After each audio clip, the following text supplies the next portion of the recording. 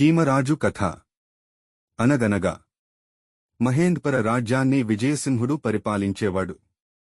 అతను ప్రజలను తన బిడ్డల్లా చూసుకుంటూ ప్రజారంజకంగా పాలించేవాడు.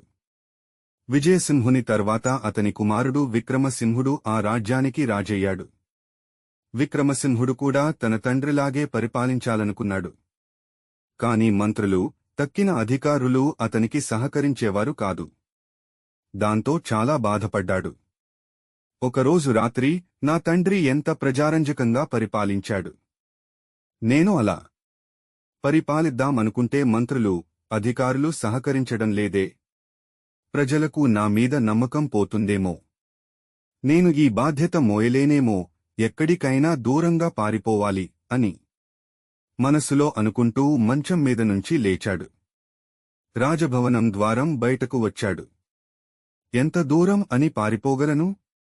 నేను ఎక్కడికి వెళ్లినా ప్రజలు నన్ను గుర్తుపడతారు అని మళ్లీ తన మనసులో అనుకుని తిరిగి మందిరానికి వచ్చాడు. అలా కొంచెం సేపు ఆలోచించి చివరికి రాజభవనం మీద నుంచి దూకి చనిపోదామని నిర్ణయించుకున్నాడు. ప్రజలను బాగా పరిపాలించలేకపోతున్నానే బాధ అతను ఆ నిర్ణయం తీసుకునేలా చేసింది. అలా ఆలోచన రాగానే విక్రమసింహుడు రాజభవనం మీదకు చేరుకున్నాడు. ఆ భవనం గోడ దగ్గర నిలబడ్డాడు. అక్కడ అతనికి ఒక చీమ కనిపించింది. అది తన నోటితో చక్కెరను కరుచుకుని గోడ వారగా వెళ్లడం చూశాడు. ఆ చీమ అలా గోడళ్లలో ఉన్న తన నివాసంలోకి వెళ్లిపోయింది. ఔరా! ఈ చీమ రాజభవనంలో ఎక్కడో మూలన ఉన్న వంటగది నుంచి చక్కెర పలుకుని కరుచుకుని 3 అంతస్తులు ఉన్న రాజభవనం మీదకు చేరింది. ఒక చిన్న చీమనే ఇంత పైకి రాగలిగితే దానికన్నా ఎన్నో రెట్లు పెద్దగా, బలంగా ఉన్న నేను నా ప్రజల సంక్షేమం కోసం పాటుపడలేనా అనుకున్నాడు విక్రమసింహుడు.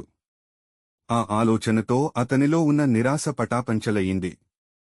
చనిపోదామనుకున్న విక్రమసింహుడు తన మనసు మార్చుకుని కొత్త ఉత్సాహంతో తన మందిరానికి చేరుకున్నాడు.